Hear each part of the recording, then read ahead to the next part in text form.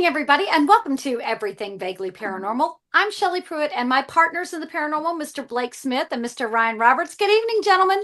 What's going on? Good evening. I tell you, I am excited. I love these people that are guests tonight. Oh yeah, we were having a hoot with them backstage. Yeah. We were. I'm going to tell you guys, be ready for anything because we've hung out with these people, and they are definitely a lot of fun. And some of the stories they tell, child, you know, I'm going to get the dirt. We're gonna cuss and discuss a little bit with them about this wonderful location that they have. So, gentlemen, are you ready for me to introduce our guests to you tonight? Let's do it. Let's do it. So, tonight, our guests, one of them is Robbin Terry, and he is the owner of Ashmore Estates, a very haunted location that unfortunately we haven't gotten to go to yet. And I'll tell you why in just a minute. And our other guest is Ashley Burgoon. She is the caretaker and almost 10% owner of Ashmore Estates. So why don't we welcome Robbin and Ashley? Did I get that right? You got it right.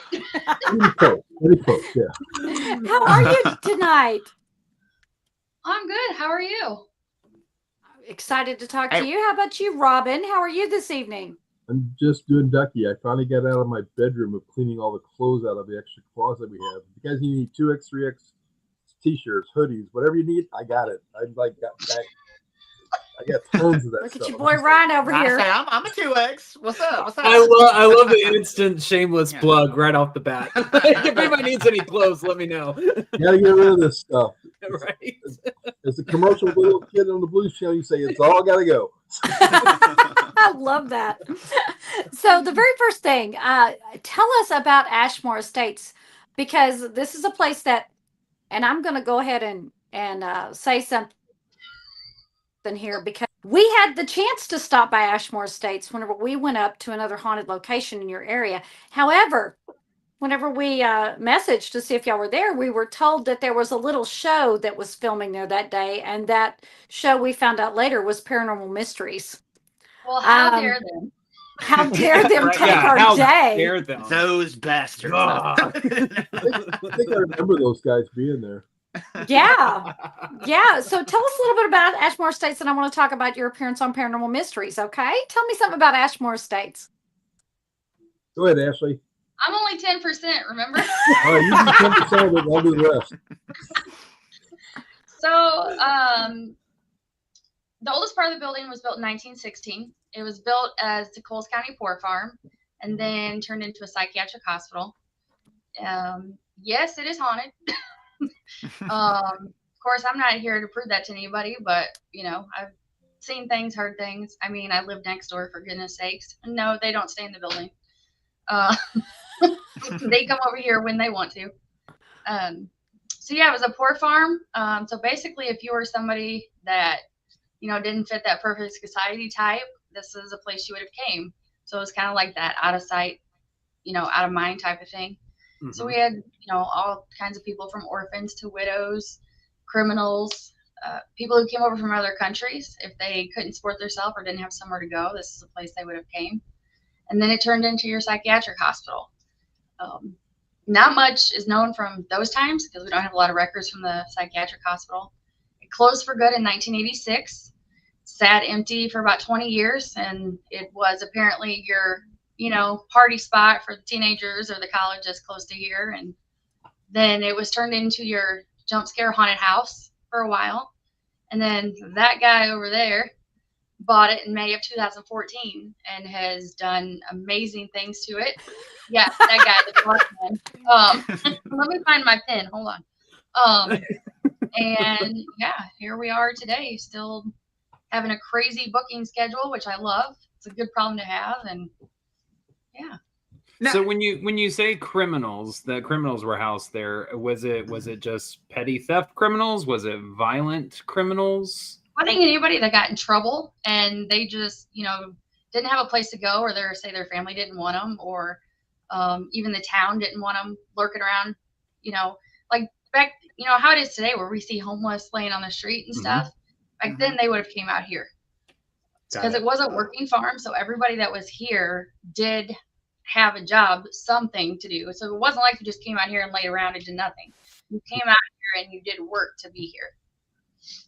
Now, how did both of you guys come across it? Did both of y'all live in the community and always knew about it? Or did y'all just kind of just... I moved 2 hours for a building. Okay. I drove 2 hours to buy a building. So. Oh, okay. Yeah. Actually, Yeah. I came about. I started coming up here, I think, about a week or two after Robbin bought it, because I was with the paranormal team that knew Robbin. And as soon as I stepped in the building, there was just something that was like, you're mine. And I just kept coming back, doing investigations, and now I'm never leaving. So there you go.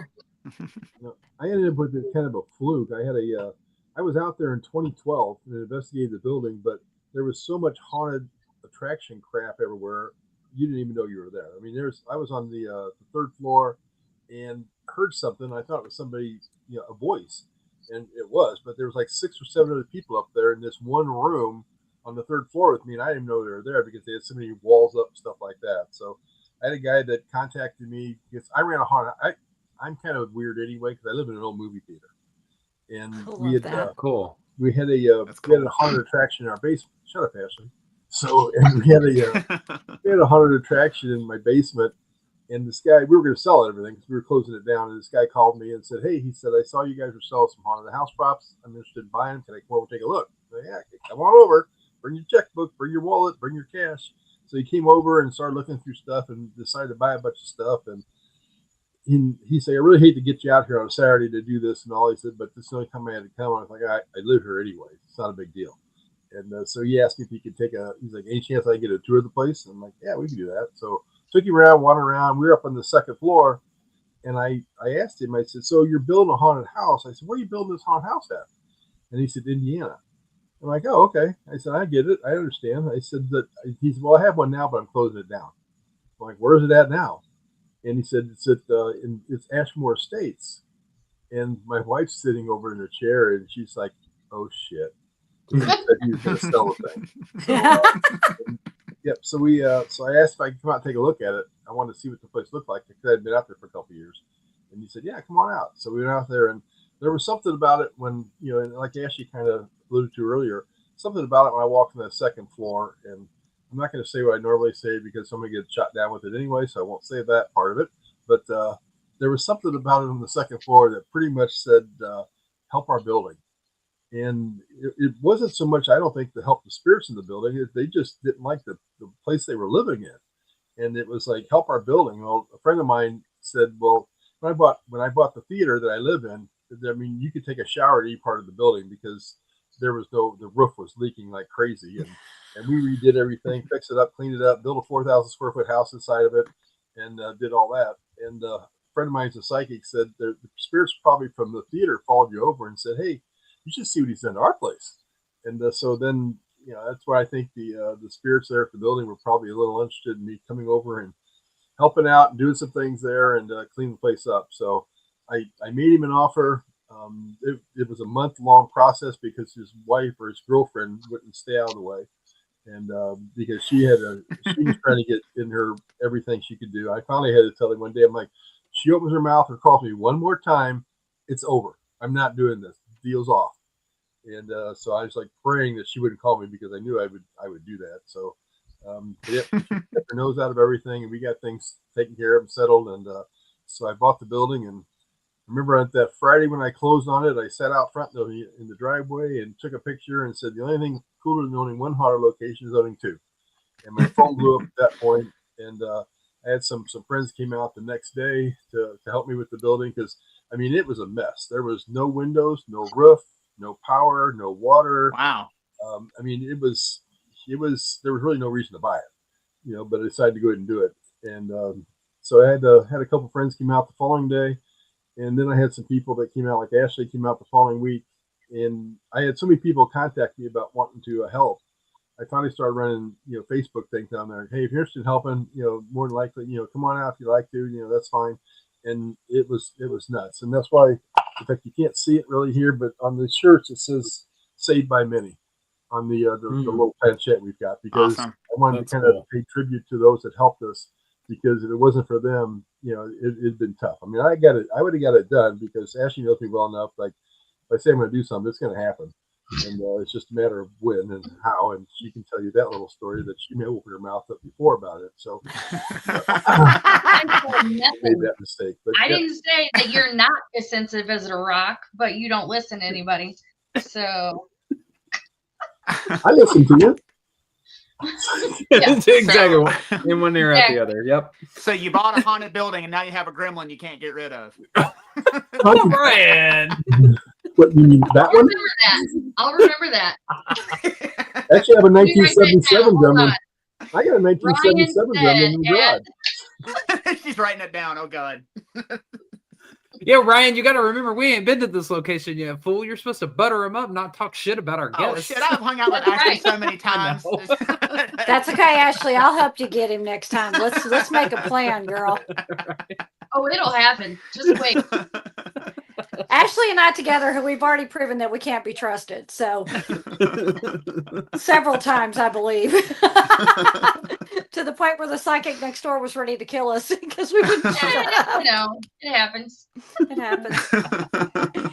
So both of you felt like you were drawn to this building. So was there a particular spirit, a particular feeling that you got that kind of, because we all know that whenever you run into a location, that just calls to you and calls to you, and it's just like you can't escape it. Mine is Old Park. I love that building. I want to go to that building every time I get a chance. So what is it that calls you back to this building? What brought on the obsession with it? As weird as it sounds for technically being an abandoned building, when I'm over there, yeah, that's not it. I mean, yes, it is. Totally, yeah, totally, Robin. I don't know. It's one of those things where I walk in over there, like I feel like home. Yeah, I've been freaked out over there a time or two, and no, I won't go over there by myself at night unless I have to when it's dark. But I don't know, it's more like a home feeling. And long story short, there's a strong possibility, which I just kind of realized in the last, I don't know, year or so, that I may be related to one of the people who's actually on the cornerstone of the building. No way. Who helped build it. Oh. I don't know how true it is, and probably won't ever be able to find out how true it is, but Right. There's a very genealogy strong- researcher Yes, just right on yes, the other side um, of the screen with you. And my dad was from 45 minutes north of here, so I don't know. It's just one of those things where you just walk in a place and you're never gonna leave. So yeah, so I literally sold my house and moved my family 2 hours to be up here, and don't regret awesome. one bit of it. So Heck yeah. Hmm. So I love you both start hanging out in this building. How long is it before things begin happening that you can't explain? For me, about the same weekend. So yeah, and continued on. For me, it's actually kind of slowed down, but I'm over there now. I mean, actually, I say that, but then a couple weeks ago, the screams, but I was gonna say, so, yeah. But I think a lot of times when I'm over there now, when I always tell people the spirits of the building, I think kind of look when I walk in or something like that, I'm like, oh, it's just him, But early on, it was kind of like, I think we were doing so much work to the building. I think the spirits of the building are like, what the heck is he doing? Because there was the second or third weekend, I was in the boiler room getting ready to walk up the stairs, and something like grabbed my leg. And because how how you step on your shoelace and your foot stops? Mhm. That's what I did. And this was the middle of the afternoon. I was with 2 other girls down there. We were cleaning stuff out. And I told them, I said, hey, let me tie my shoelace before we walk up these stairs. And so I looked down, like, my shoelaces are tied. So something just grabbed my foot and stopped it from moving. And, but yeah, I've had a situation up where when I was hooking up electrical, I was the only one in the building, because when I was over there working, there's a lot of days I was out there just by myself the entire day, trying to night and the whole thing. So I was hooking up electrical, and I kept getting a feeling, and the best way I always explain is like, you go to a party and everybody kind of looks at you like, why are you here? You shouldn't be here, and they kind of ignore you, which happens to me quite often. So I know that feeling really well. And, but yeah, that's what I felt like on the third floor that day. I was hooking up electrical, and so I'm not sure, but and I know we're going to talk about it pretty soon. But Cindy, actually, Kesa mentioned that that somebody was hooking up electrical, and the spirits thought that somebody was going to hook it up wrong one day, and also it was like that would have been me, but. So you can go ahead and tell that story, because the thing is that, like I said, on the day that we were able to go out there, we were driving back from another haunted location up in that area, and I sent the message to Ashley going, "Hey, is Ashmore open?" Oh, they got her. Yeah, They don't they keep took me her going. out. Look, the spirits are already started. Talking crap. They got her. See, she's talking shit. So that's You're done. that's no. But what she was saying is we were driving back, and she had messaged Ashley and was like, "Hey, is it open?" And you said, "No, there's a little show they're filming right now." Like, She didn't tell us what show. Sorry, I'm back. My apologies. I have no idea what just happened. Oh, we talked about it. Don't worry about it. Oh, good. yeah, Okay. yeah, we're no, I'm just kidding. Good. They said, Yeah, nope, it's not open for you. Done. Yeah, we found out later that it was Paranormal Mysteries, and I did watch that episode, and I really enjoyed it. So yeah, tell us about what Cindy Casa and Shane Pittman and Dave Schrader all had to say about it, if they haven't seen Paranormal Mysteries yet. Well, actually, to back up quite a bit with Cindy, I was up in March in Michigan, and I was sitting there talking to Shane in general, and there was a psychic medium that's on the other side of us, and she's like, "Can I ask where you're from?" I said, "Yeah." I said, "Ashmore Estates is what I'm up here for." And she's like, "Okay." She's like, "Can I draw a picture of what I think I'm seeing out there?" And I said, "Sure." So she drew it out. And one thing with me is I'm very poker face with psychics. I mean, they could be telling me everything that's true for hours, and I'd be like, "Yeah, okay, yeah, all right." And then it's fine, like, "Yeah, everything you just told me is completely true." But yeah, she said that she's seen somebody buried out in front of one of the windows there in the front of the building. But she said this person was like that there was more dirt on her now than than there was originally. And she's like, "It doesn't make any sense to me. It's like she's buried deeper now than she was when they first buried her, and she's looking for help." And like, don't know anything about it. And that's the first time actually somebody's ever mentioned something about being buried right out there by those windows. So fast forward, when the Paranormal Mysteries came up there at the when we were getting ready they were doing the reveal and talking to me about everything. Cindy said, "I keep hearing and seeing a female right outside these windows here, that she's buried out here, and she tells me that they put more dirt on top of her." And she's like, "And I haven't figured out yet why they would do that." And she doesn't know why and everything. And it's like, I'm like, I turned and looked at Shane. I'm like, "Are you freaking kidding me?" Because this was the same thing we were just told up in Michigan. And Shane told me he didn't tell Cindy anything, which, I got to believe him. But, and there were some things when we did the theater that even made it easier for me to believe that they didn't tell him anything.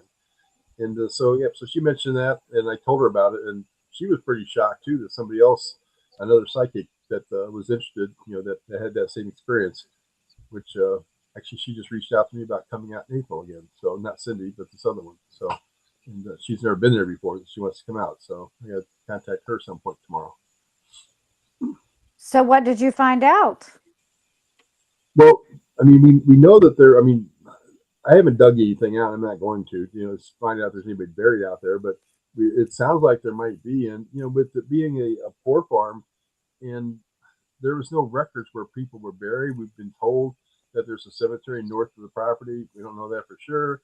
I do know that the lady that lived out there towards the end of the term that it was open said that she's seen somebody out there at night at times digging, which would be northeast of the property, digging at night, and she never could figure out why until she got older, and then she realized they were probably burying bodies out there in the farm field behind us. And I noticed that when there's soybeans out there, which is every other year, next year there'll be soybeans. When there's soybeans and they harvest that, you can see the property, the ground out there is kind of a different color than the rest of the property. So it's kind of like there may be some bodies that are buried that have decomposed out there, and that's happened. But I mean, we do know there's one body at least buried out there, because when Jack Osborne was out there, then cadaver dogs found that one. Wow. Yeah. Well, that's usually the case with a lot of these places that were poor farms at one point, is that there is some type of potter's field or something like that is on the property. Yeah, So and I it have wouldn't no surprise doubt. even when I first started coming here, before, way before even thinking about living here or anything, I always had, there was always a weird feeling with the tree that's out there in the back. Mhm. And that's where the canine cadaver dogs hit on, 3 of them in the same spot, which is crazy. And I've always, and several other people who have came, for the first time have gone to that tree and had stuff, and people will investigate out there. And we've seen shadows out there in the yard. People have got EVPs. They've had trigger object hits like REM pods and cat walls outside. And there's nobody. I mean, there is a duplex across the street that has people that live in it, but nobody that comes over here or that we see on the cameras ever. And I know personally, I've seen a shadow outside before. My son has seen shadows. I know Robin's heard footsteps out in the yard. I've heard footsteps. So it's not just the building. I mean, there's stuff in the building. We have stuff that happens outside. The bunkhouses that people can stay in have all had stuff happen in them. And like I said, my house is not off limits either. So there isn't, I guess a safe space, if that's what you want to call it. Got it.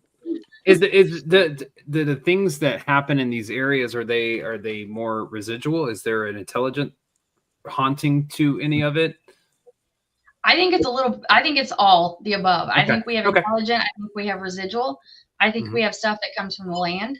I think we have stuff that comes from, the building when it was all open. But then I also think that there are some that kind of come and go. Like they see the place, they see other people like them, and like, I think I'm going to go hang out over there. And then, with all the people that we have that come in through the doors, all year, who knows who they're bringing with them. And maybe they hang out for a little while and then they leave. So I think we have kind of all the above. Have you ever had anybody walk into the building that just like stirred the spirits up and disturbed them and made them like upset? Yes. Okay. Do you think that's just their presence, or maybe they brought something with them? It wasn't Robin, was it? Well, I would say it was, but he won't listen. He'll still go in there. So no, it's more of they come in and they don't treat it like it's the spirit's home. And they treat it like, well, I'm here and I want you to perform for me type thing. And it's not, some of them, I don't think they necessarily mean to do what they're doing, but, and I'll probably get reamed for this, but I don't care. A lot of people watch YouTube. A lot of people watch TV shows, and they're trying to be like those people. And there's nothing wrong with that, because, that's what you're doing. You're doing it for entertainment. You're doing it for the clicks and the likes and the views. And that's fine. But when you go to a place and you treat them one way, don't be surprised if you get treated the same way that you're doing to them. Yeah, if you had decided you want to have your come at me bro moment, you might just get it. And that's kind of what happens. Like I had somebody one time who was trying to call out the tall, 6.5 foot tall shadow person that I've seen and others have seen. And he was trying to call it out. And I just told him, just be careful what you ask for. And I was in there with them because they had asked me to join them. And we were in the women's dining room. And I was just kind of in the back in the corner. And just in my head, I'm going 5, 4, 3, because I knew what was happening. I knew it was coming. And all of a sudden, you see this tall black shadow come out from the kitchen area, stand in the doorway, and then you hear this guy go, holy shit. And I said, well, that's what you asked for. Well, then this shadow dropped to the floor and went out into the hallway.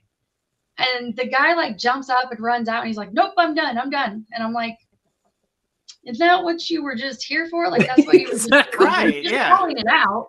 So it comes out, and now you're running out the door. So, yeah, it's just things like that. I mean, if you cuss them, they're going to cuss you right back. Like, they don't care. It's their home, Yeah, right. So, Robin, have you ever had anything run you out of your own building? Not really run me up, but sorry.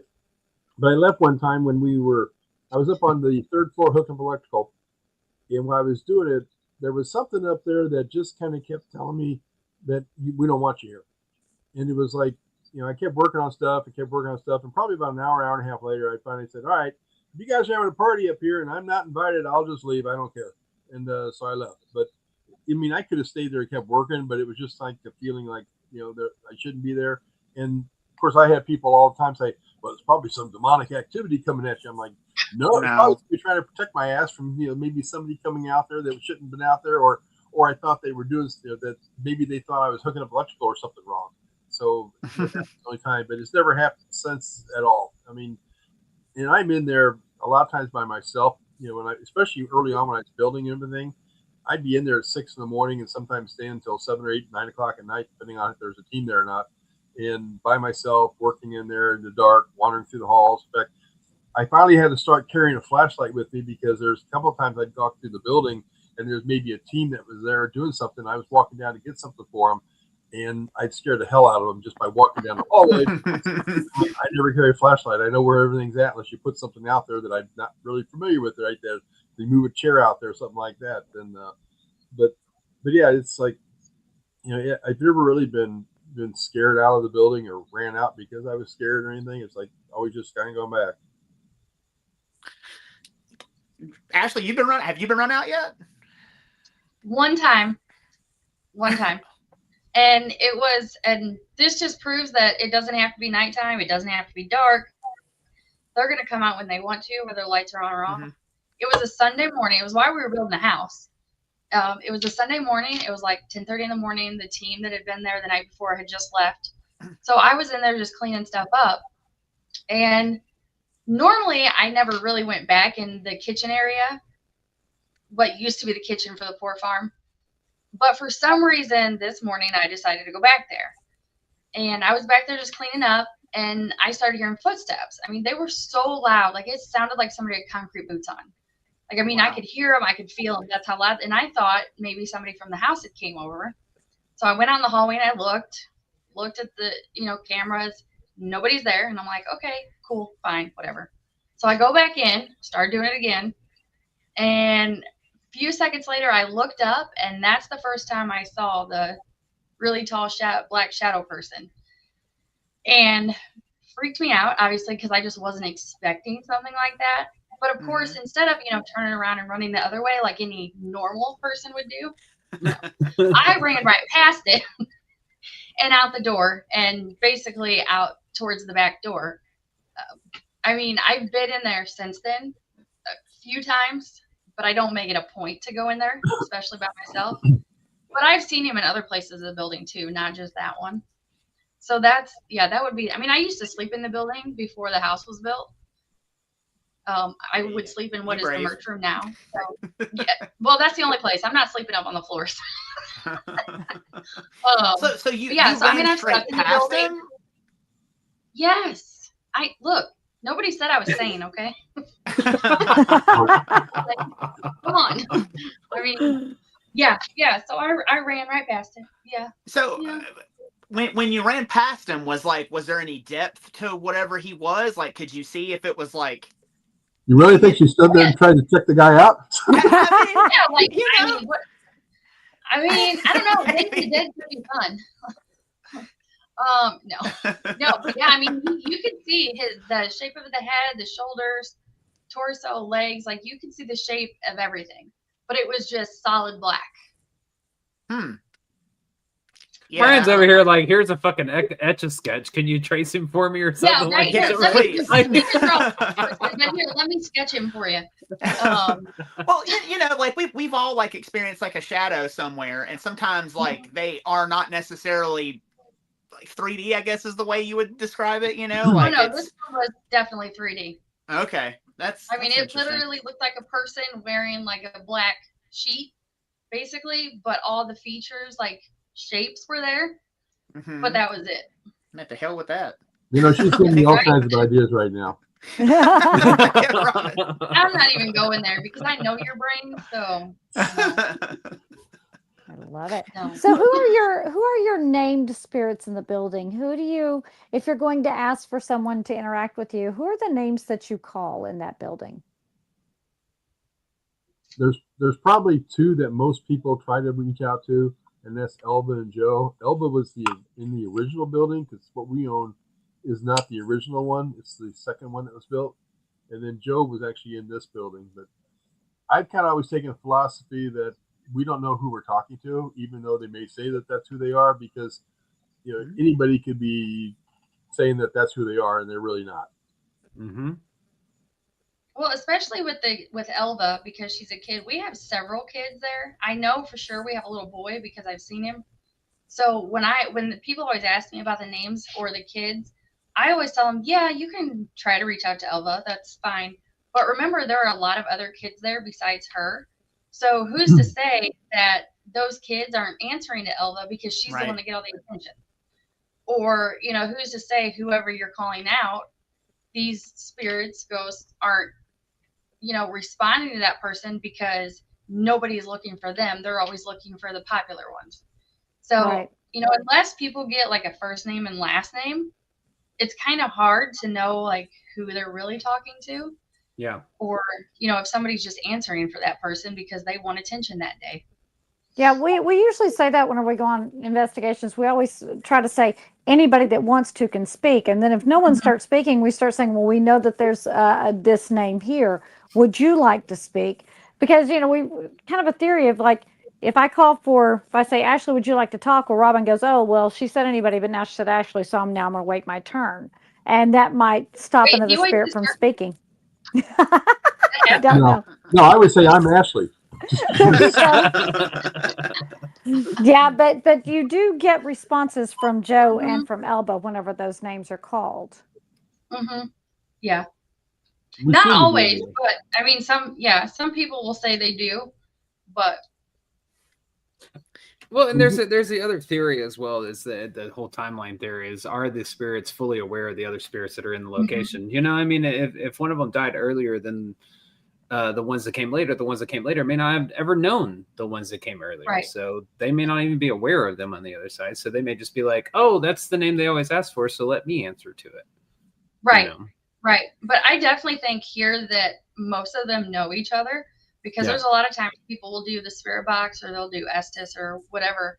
And the questions they're asking, the answers that they're getting isn't really making sense. So I always tell people, if what you're doing isn't working or it's not making sense, listen to what they're actually saying, because a lot of times we have found out or put together that they're actually talking to each other and you are like completely out of sight, out of mind. Like they don't care if you're here or not. They're going about their thing and they're going to do their thing.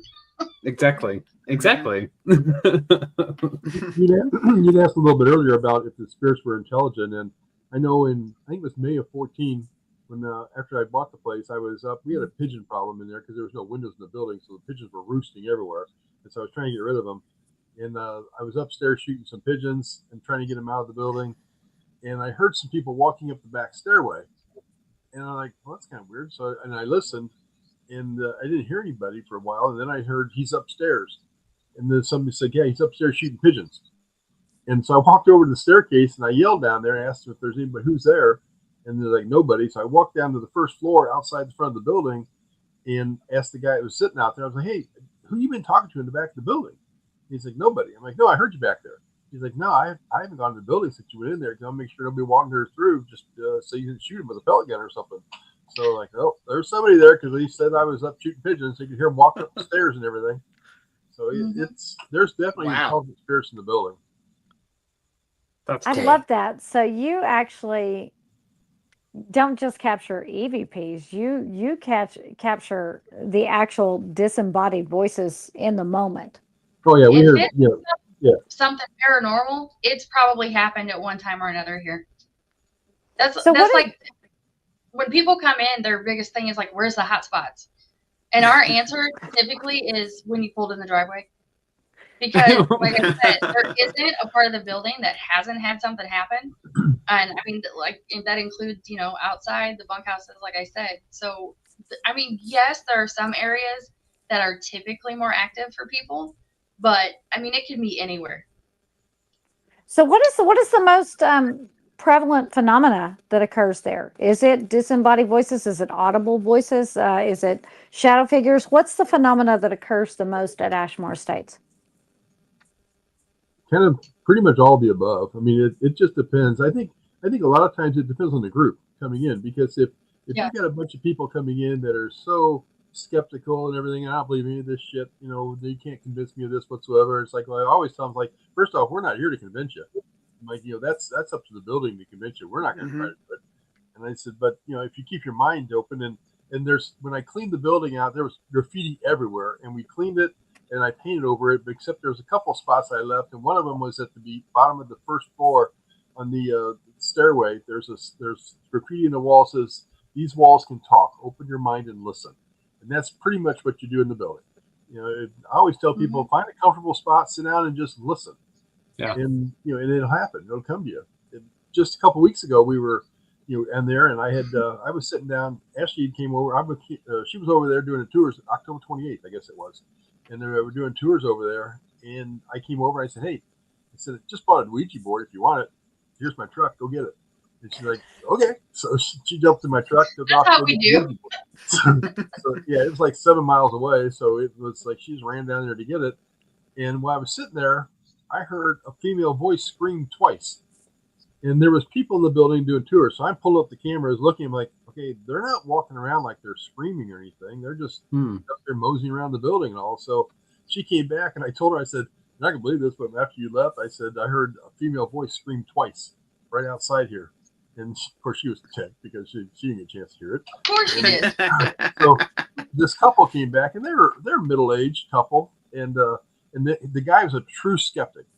And so I said, "Hey," I said, "when you guys were upstairs, did you guys by chance hear?" And the guy said, "A female voice scream twice." I'm like, "Yeah, that's what I was going to ask." And he's like, "Yeah, we heard it from somebody outside." I'm like, "No, there's nobody out there." And I said, "So I said, understand you're skeptical about everything." He's like, "Yeah." I said, "What do you think about that?" He's like, "Yeah, I'm still skeptical." He said, "But listen, watch this video." And he shows me a video of a cat ball going off. And I'm like, "Seriously?" The cat ball goes off, and you're like, "Oh my God, look at that." I mean, that's what he did. He's on video. He's like, "Oh my God, this thing goes off." And I'm like, you hear a voice screaming, and that's not a big deal. But the cat ball going off just drives you nuts. So that voice is bullshit. But this flashing light, exactly. Yeah. Well, one thing that we do, and I always, you know, it's kind of one thing that's fun is, like, since been working with Ashley, selling her the building in January, or this past January, is, you know, I said I always try to, when people come in the building, I don't, you know, when they come back and tell me about experiences, they don't tell me where you were. Tell me your experience. Let me tell you see if I can tell you where I think you were. Yeah. And we were doing a tour group one day, and I had 3 ladies that were up there, and this was just a free open house tour group. We just let them wander through the building on their own. Most of the people wanted to see the building. These 3 were not in the paranormal whatsoever. Yeah. And so they came back down. No investigating that day at all. Yeah, there was nothing going on investigating whatsoever. And these 3 came down, and 2 of them told, well, the one said, it's like, when I got to this one spot in the building, my heart started racing. It's like it really started going racing. And the other one said, yeah, my heart was doing some really flip-flop type stuff. And the other one's like, yeah, I was okay. But, you know, I could tell they were in problems. I'm like, you were on the 3rd floor in the far corner of the building on the southeast side. And she's like, and she almost turned white. She's like, "How do you know that?" I'm like, "Because it happens up there quite often." And Ashley's kind of outside the door a little bit, talking to somebody else. And so I said, "Watch this." And she walks through. I said, "Hey, your heart's racing. Where you at?" And she's like, "3rd floor, far corner." And he's like, "Oh my God!" So I was like, that lady's eyes got like, I mean, they were like, yeah. But to me, as an owner, that's what's fun, is when I can tell people where you were in the building.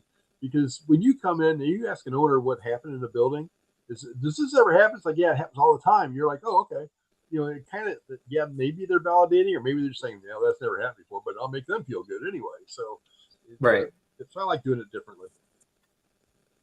That's a pretty good way to think of it, because yeah, you're right. A lot of the times whenever we go you know, to other locations, like, that's how they present it, is that they're like, oh yeah, that happens all the time, or, you know, that happened, blah blah blah. I like that way, where it's like, let me tell you where you were. Yeah that's pretty cool. So I know you guys have hauntings out there, but we're good friends with Sam and Mike, and I know they had. Oh yeah, I love them to death. And they had a sky watch and an investigation out there. Is there a lot of UFO activity out there too? I don't know if there's much UFO activity other than it's one of the darker places because there's really not much around that you can see the sky real well, and it's really clear out there. Ben Hansen was out there in 2016, and he set up some stuff out there. And I don't know if you know Ben or not, but Ben's huge in UFOs. Oh yeah. And, so he set up a screen out there, and he had the camera with him and everything, and he was going through stuff and pulling up stuff and showing people these are satellites, and this is what this satellite, this is this one. But then he's like, yeah, and I don't know what the hell that is. And but yeah, it's just it's a dark area where you can see the sky a lot more than you can in some places, and it's usually pretty clear out there. So okay. I think that's just plus they had just got a I had a Frank's box out there, and in fact this was this is before Sam got lucky, or Mike got lucky really. Mike got lucky. We heard that story, Robin. And but yeah, so they were playing with the Frank's box. As Frank's boxes, as some people know, most people don't. He built those to try to talk to aliens. Right. And how many do you own, Robin? Because I actually have Frank's box listed next to ask you about. So go ahead and tell them about the Frank's box, and then tell them how many you own and why the mysterious Mike was just. We heard so many times mysterious Mike. Just to store your paranormal equipment, there's a problem. Well, listen. Okay, well, I'll get rid of it all. No, you won't. Oh, okay. Now it's okay. Can you send that's fine. Can you send a Frank's box to Texas, please? If you can. Yes. Actually, I've had 22, 24 Frank's boxes. That's what I had. I don't have as many of them now because I've given one to a friend of mine, and then I got another friend I gave one to, and then I gave one to John Zappas because Rosemary Ellen Guy. I don't know if you know Rosemary. Yeah. Okay, Rosemary. I bought 3 Frank's boxes from Rosemary, and one of them didn't work, and I knew that John was pretty good, real good friends with Rosemary, so I took one from Michigan Paracon and just gave it to him, and because it was owned by Rosemary, and I thought he should have it after she passed away. And then we're putting a generator out at Ashmore, so I've actually raffled one off and sold 2 to help pay for the generator. And then I gave one to Crystal Cobbs to help her with Rhodes Hotel. So, and then Mike talked me out of one because I told him I was going to raffle 2 more of them off. I thought. And he's like, so if I give you the money for the raffle, can I just buy all the tickets? I'm like, hey, you can if you want. So he did. And I had somebody else that did that with one from Rhodes. I gave him, so yeah, my supply is getting limited now. Oh, leave it to Mike. Leave it to Mike. Mike was wanting one real bad. He was like, man, Robin's I'm got tell you some, right and now, I'd love to have one. The mysterious Mike was cussing your name for not selling him one every time. I'm going to get it. I'm going to get one from Robin. I'm going to get one. I'm trying to talk him out of one. I could totally see him doing that too. Oh yeah. He'd come out about every time I saw him. I'd walk over and he'd go, "Hey, Rob, how you guys?" I said, "Do not even bring it up." Oh, he did. And he's like, "Okay, I won't." Said, but maybe if he knew we were going to see you, he'd be like, "Hey, you know what? Tell Robbin Terry I'm still looking for that Frank's box. Tell him." I'm like, he would. I have no doubt about that whatsoever. Oh yes. Now, did you know Frank Sumption personally? Is that how you got your hands on so many, or no? Actually, I had. Unfortunately, I didn't get a chance to meet him. I was going to. I had it pretty much set up to see him in November 2016 or something like that, and he passed away in September. Oh man! So I ended up buying him. Unfortunately, Frank was a nice guy, and he was taken advantage of by a lot of people. And I wasn't one of them, but at the same time, there was people that were sending him money to build Frank's boxes or sending him parts to do it, and he was doing it really, really cheap for them, and then they were peddling them, and then they would sell them. So I ended up buying a lot of them from one individual, and I'm not going to say what her name is, but I bought it from a lot of from this one individual, and she basically tried to start calling me back because she found out she could sell for a lot more, and I'd like, look, I'm not your pawnbroker. I'm like, you're not getting it back. And people that know me really well, I mean, Ashley can pretty much vouch for it. If I buy something, it's usually never leaving. And so, in fact, giving up these Frank's boxes was pretty tough in a way. and doing it. So I actually told him no at first when he said he was going to auction one, and I was like, "No, you're not." so Well, You can see how well that went. I will let you know that in the comments, Micah said Robin finally caved. Thank God. I see that there now. We got him on a good day. Yeah, and Mike can tell you, like, he must have been hitting me up about half a dozen different times. They're like, nope, nope, not happening. That's what he said. He said he'd pull up in the driveway and get out and say, "Hey," and he's like, Yep, that was usually the first thing I'd say to him. Like, yeah, nope, don't even bring it up. So. Well, we got to give it to him. He's a smooth talker. He'll talk you into anything, and he is persistent. That's why we love him, because we send him in. Hey, go get this for us. If he had Stanton were talk to me, it'd probably been a lot quicker and a lot easier. Take it up, mysterious Mike. Yeah. It's funny. I love that. So how many Frank's boxes are you down to? Just out of curiosity. Maybe, I counted 9 that you gave away a wrap. Maybe like a dozen or so in there now. Yeah, just a dozen. That's all. Just a dozen. Well, do you find that you get better communication with the Frank's boxes at Ashmore than you do with anything else? I have one that I've used a lot, and because Frank would actually say even then, it's like, you have to kind of get used to it, almost like take it to bed, sleep with it and everything until, it kind of gets to know you. And I have one that I've used a lot, and that one seems to get pretty good responses. I've had it out at Ashmore a couple times and had some stuff happening, but I don't take them out there too much because I'm afraid somebody may do something stupid, like, try to steal it, or they want to use it and they break it. And it's like, there's no fixing this. So. Yeah, we were at an event over the weekend, and Austin Maynard was there, and I walked over to his table and I said something about this one piece of equipment he had there, and the lady's like, "You can't have that. I just bought it." I'm like, "All right, no problem." And I said, she's like, "Yeah, there's no way you're getting that. There's no way you can get that." I'm like, "Trade your Frank's box for it." She's like, "Nah, and I was like, "I'll build you another one. I'll just whatever you want. I'll just build them." And the woman, she never heard of Frank's boxes before, and Austin's like, "Oh hell, just you need to do this." And of course I was joking with her because I want to see how much she really knew about him, and she didn't know what the Frank's box was at all. But oh wow! So did you trade or not? No, hell no. Okay. Hell no. Now, so do you think, because knowing what the Frank's boxes were built for initially, do you think that you're actually talking to spirits on the grounds, or do you think you're talking to something else when you're using the box out there? I think, when I use any type of spirit box, I always like to make sure I ask questions that I know the answer to begin with. That way I know if the box is actually working. And the one that I use all the time, I was sitting here, I was showing a girl, she wanted to borrow one from me one time. I told her she could. And she was going to take it up to Chicago. So I said, "Let me show you how it works." And so we turned it on and let it run and everything. I said, "So if you're here and you know who built this box, tell me your name." And they said, "Frank." I'm like, "Okay." And I said, "Now, Frank," I said, "if this is really you, what did you think you came back and from the aliens, what did you think you came back as?" And it said Purple Princess. And I'm like, "Oh my God." The code word. Like, I'm like, "No, that's exactly what he thought. He thought he was a purple princess." I said, "His Facebook profile picture is a purple princess." So, and she told me she took it to Chicago and she asked those same questions up there. She got the same answers.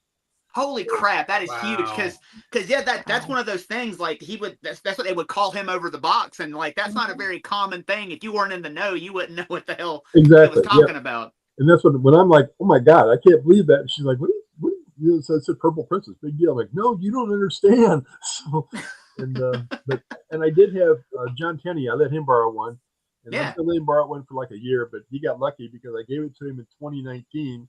And I was going to keep it and give it back to me in 2020. Well, we all know what happened to 2020. So he got to keep it until 2021. And, dang. So Tenney had it, and he actually used it to contact aliens.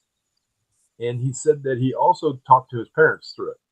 And he said, it worked great. He said, I had all kinds of communication with it. He said, he wouldn't tell me and I wouldn't ask.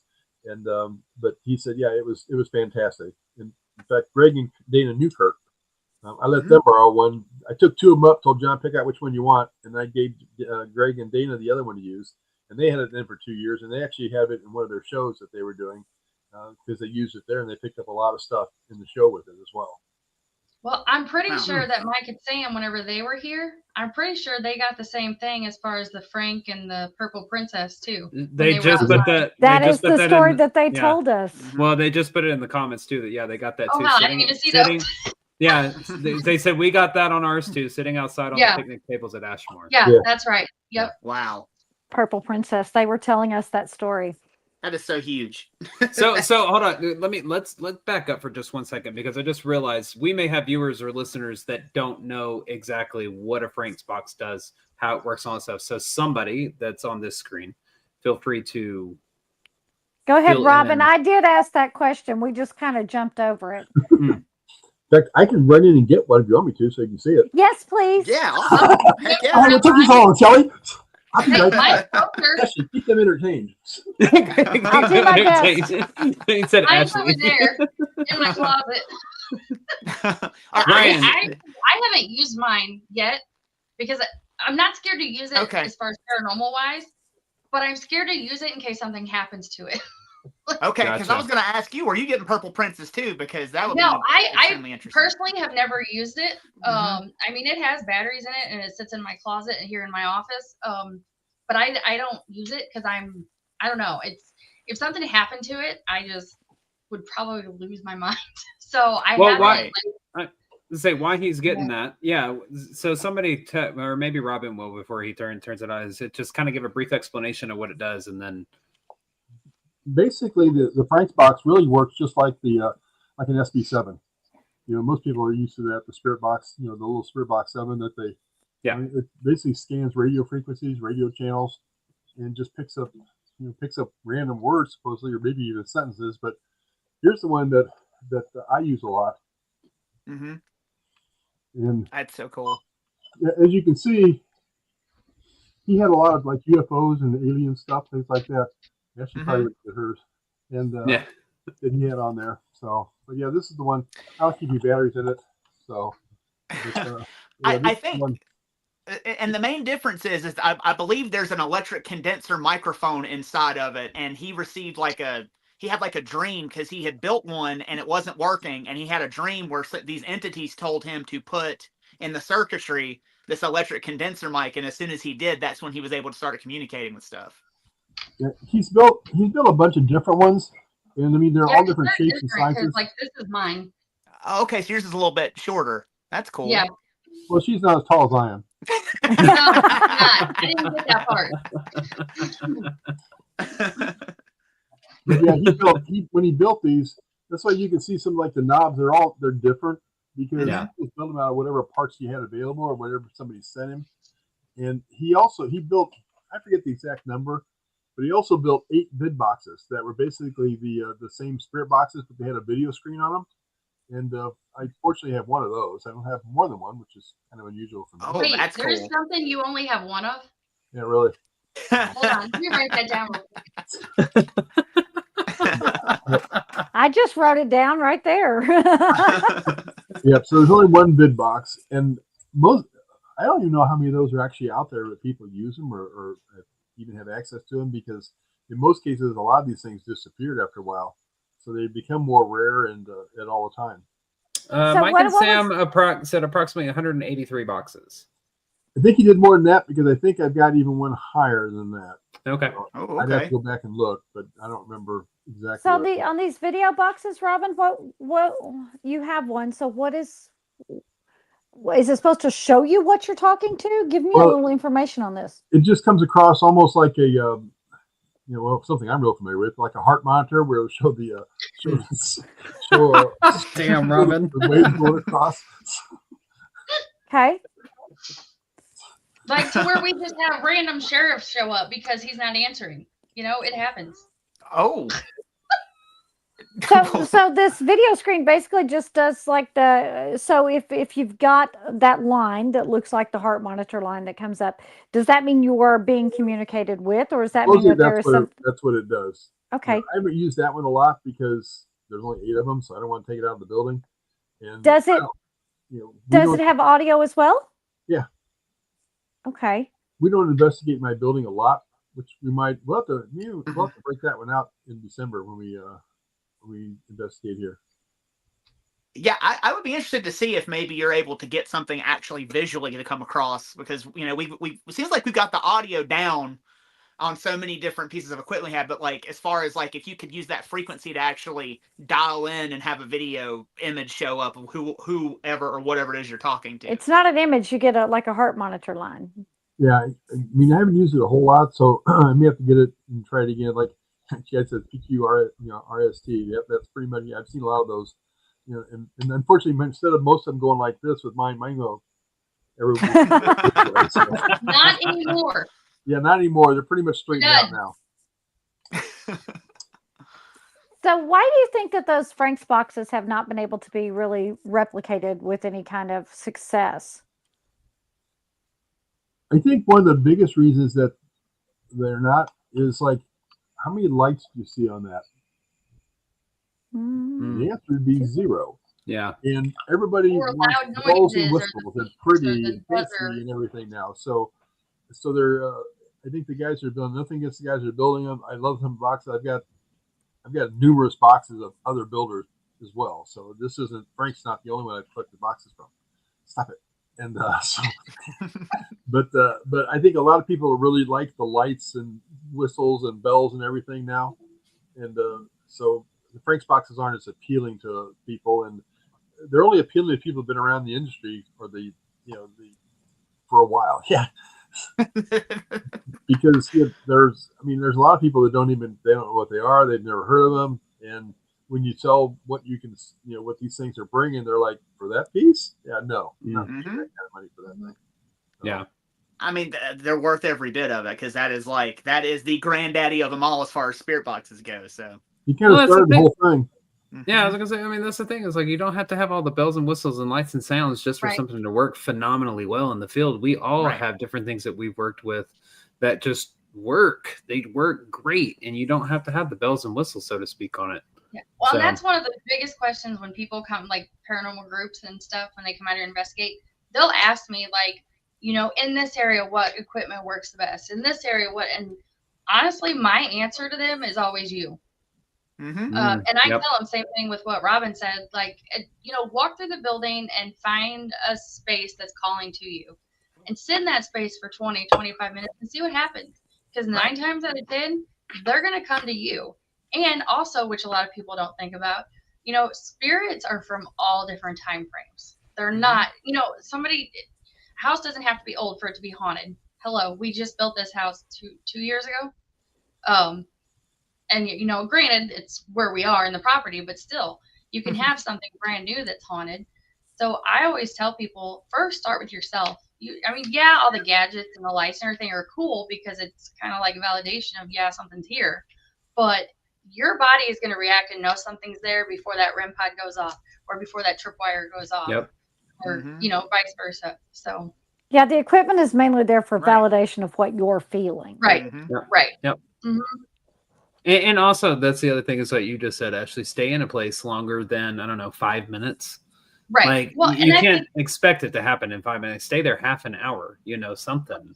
And I think that's a lot has to do, especially the newer investigators that are coming up and stuff. It's, they're watching all these videos and these shows, and they think these people are in there for that 45 minutes that they're there and getting all this stuff in 45 minutes. But they don't realize that those shows, when they do it, they're here for 3 or 4 days. Yep. And they're investigating for hours and hours. They're not just walking in and then, a ball's rolling down the hallway, or they're hearing a voice, or they're seeing a shadow. Like, sometimes we literally sit in dark rooms and talk to ourselves. Like, that is legit what we do. And we call it fun. And just hoping something comes through. That, it can take hours for something to happen. Or you can go, like, even here, I have several groups who come down 3 or 4 times a year, or groups that will come and spend a whole weekend, and they do it every year. And, one time they come and they'll get absolutely nothing and it's quiet. But then the next time they come, or the next day, it's just completely off the wall. So I tell everybody I work for them as far as the spirits. It's not the other way around. It would be a lot easier if it was. Right. So I can't make them do it, because people are like, well, what do you do to get them reacting? Or, what is there anything you do that gets in them? It's like, I don't know. I don't know. He's found his way into the I mean, comments. you can't make them do anything they're not going to do, except for that guy. Waits till I leave, and then he's got people screaming. The way it works sometimes, you know. Mhm. You get those girls screaming when you're there. So Oh, for the love. Goodness gracious. Well, So- Definitely should have got that drink beforehand. we'll talk later, Shelley. all right. What's that reel where it's like, Your purse. it's like, what's that reel where it's like, I'm sorry, when did this become a whorehouse? Right. But, I mean, So Y'all are cracking me up. with you guys being out, because I know Ashmore is very rural, how does the local community feel about it? Do you guys get any pushback, or are you guys like very accepted with the local community? When I first bought the place, I had a farmer that drove in the property the day after I bought it and said, "You need to get all this metal out of my field." And he was really obnoxious about it. And I said, "I didn't know it was out there. I'll be sure to get it out there." He goes, "Yeah, I've heard that before." So he said, "It's still sitting out there." So we went out and got all the metal out of this field, and I didn't hear anything from him at all. I didn't go down and tell him anything or say anything. So the next year, he drives back in again in the spring. And he said, "People in Ashmore are talking." I'm like, "I don't know if that's a good thing." And he said, "Yeah, they're telling how nice the property looks now compared to what it did look like, because it looked like crap when I bought it." Oh, And I said, "Well, that's great to hear." I said, "Hey," I said, "Do you by chance know anybody that would like, I said, there's a bunch of cow and horse manure out back that's probably about 6 foot high and about 60 feet long and about 10 feet wide." I said, "Do you know anybody's kind of used for that for their garden?" He's like, "I can put it in my field." I'm like, "Works for me. Come on out sometime." So he brought his tractor out, his manure spreader, and took it in the field, and haven't heard anything from him since then. But I think that the locals have came out now more so, because I think a lot of properties, what they do is they make mistakes when they own these, and they pretty much they just kind of push the city things away. I went and bring them in, and so we started doing open houses years ago, and we do an open house. It's free to come in. We just asked them to bring food for the animal, or for there was a food shelter in Ashmore for the food pantry. We asked them just to bring food items in for the food pantry, and then we started doing it for the animals for the animal shelter also, because the food pantry kind of shut down. But the people bring stuff in, and the animal shelter actually contacted me and told me, it's like, "This is the biggest donation we've ever had from any place that's done one of these drives."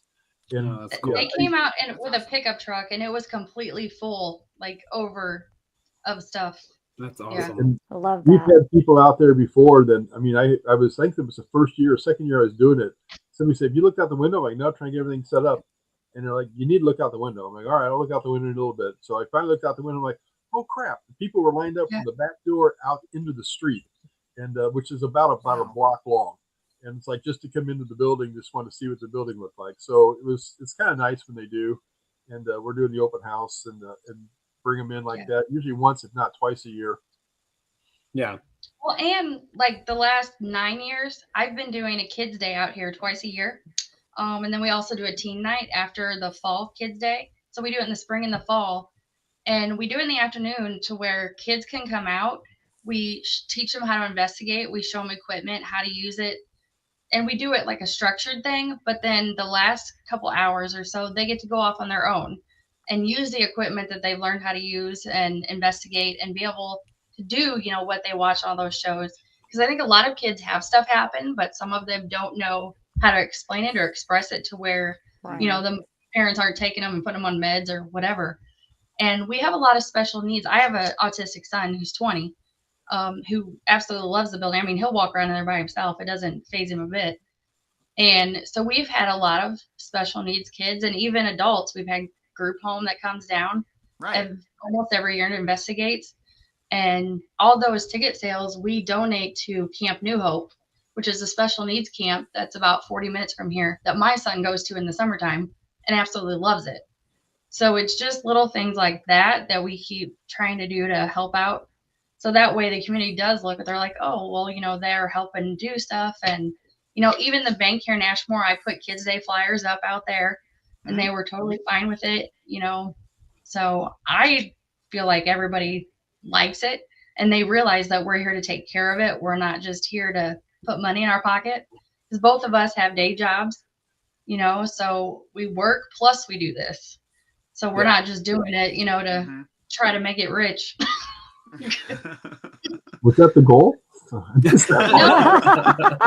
No, Yeah, so say I'm definitely doing it not. wrong. No. No, Ashley came to me back in 2016 and said something about doing a kids' day out here, and at Ashmore, I should say out here. I'm sitting in my office now, but asked me about doing a kids' day at Ashmore. I said only if we're going to donate all the money to charity. And at that time, we were doing stuff for Lost Limbs, and we don't take any money for the building out of it. Even then, when she wasn't involved with ownership whatsoever, we didn't take any money out. We donated it all. In fact, a lot of times if we were short, then I was just kicked in because I always want to make sure we sent $500 into them. So if we were short sums, like I'll just send it in anyway, not a big deal. And we did that. But yeah, we started doing it twice a year, and it's been going on. And I guess since we're talking about that, it's time to hit this real quick before we run out of time too much. Is we've got in 2020, I tried to do an event on suicide awareness, and we got shut down because of COVID. So I thought, we wanted to do it, and every time I trying to get it figured out and what to do, it's like we were running out of dates. So I talked to her. I said, "We need to do this next year." And I said, "We need to get this done. We need to do this next year." I mean, and I kind of turned the reins over to her in January with everything. She's, she books it all. She does everything, So I'm kind of like, taking dates away from her in a way is what I look at. But she was okay with that anyway. But so we've got April 10th and 11th. If I got the dates right. 10th and 11th, we're doing the suicide awareness for the American Foundation of Suicide Awareness out here. We're not going to charge anybody to come in. We're going to charge vendors to set up, but the money's going to go basically help us offset the cost to put it on, because we've got Dustin Perry coming in, Tim Miley, Lauren Miley, Dana Stricker, Jessica Potter, and we're going to do a gallery reading on Friday night, investigation on Saturday night, and the vendors are going to pay. General public's not going to pay. I've got some counselors I'm working with right now, trying to get them to come in and set up rooms, basically, so they can talk to people that may want to come in off the streets, just to somebody to talk to, and everything. And I think it'll go well. We wanted to do this, but wanted to do it, like I said, since 2020. And I mean, I had some my own personal experiences in back in February when things weren't going so well for me because of heart problems and everything. And so got to do this. This needs to be done. And we see so many, and being involved as a first responder, we see so many deaths from first responders and from military and things like that too, from suicide, and even from our own paranormal community, we see that happens a lot. And it's a sad situation, and so we want to try to bring some light to it, and hopefully we can get some people to come out. And we don't have any idea what ticket sales are going to be because we're not charging. And I always thought that was the one thing I always thought too, is like, if you charge somebody to come out to something like that, you may be keeping somebody out that needs to come. They can't afford it, even if it's only $5-10. Then maybe they can't afford that. So I'm like, no, we're not doing that. We're just going to we're going to keep the gate open. I'll take money out of my own pocket to pay for everything before we charge people at the gate to come in. So that's what we're doing April 10th and 11th. That is fantastic. That's I do absolutely too. amazing. Mm-hmm. Yeah, it's absolutely amazing. I'll speak on my behalf. See, that's your chance to come to Ashmore. Well, I was going to say, if you need any help, need anything that you need us to do, you let us know. Reach out. We'll come sweep floors to help you get ready for it. Whatever y'all need. And we'll be then out be there. here Sunday, the 16th. We're having a cleanup day and we're laying the bricks. So I'll see you at 11. Okay. Wait a minute. Which this Sunday? Yes, this Sunday. Yeah. Girl, I got to get a flight. Hang on. Yeah. Find one. You got time. You're right. I do. I love I was that. just saying, I'll find it real quick. Hold on. I love it. You getting me a flight, Robin? I'm working on it. All right, I'll be on it, my friend. Southwest line, but there you go. I love that. Well, is there anything other than the National Suicide Awareness event that you have on April the 10th and 11th of 2026 coming out that you would like to promote? Yeah, we're doing public events each month, as far as basically just that we're hosting. And by hosting, I say we're just basically kind of open the door, let people investigate. But we only sell 12 tickets. We want to keep the numbers low, so we're doing that each month. I think, if I'm not mistaken, December sold out. January is almost sold out, if it isn't. And, December, I believe there's 2 tickets left, and then January, I think there is 6. And where can they find those tickets? On our website at ashmoreestates.net or on Eventbrite. And I just had somebody contact us, and I know she's got it up there, but just send an email through just recently. Want to know when we're going to have the March one set up so they can buy tickets to it.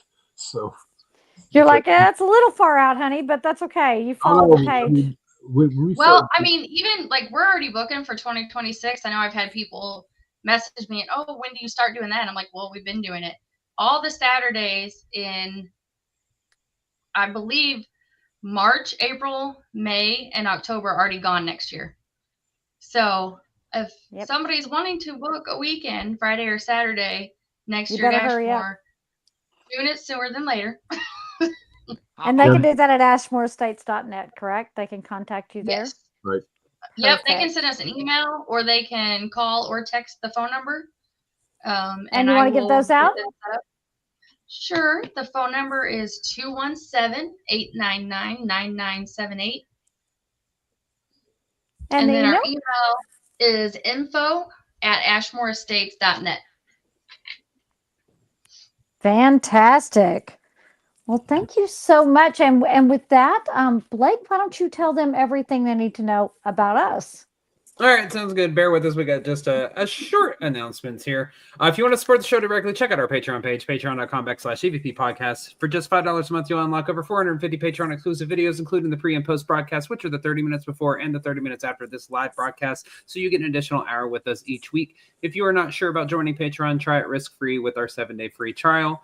And remember, you can catch us live every Tuesday night, 8 p.m. Central Standard Time on Facebook and YouTube. And if you would like to see us in person, we will be at the KMFA Austin studio in Austin, Texas on November 22nd for the Strange and Extraordinary Fest 2025.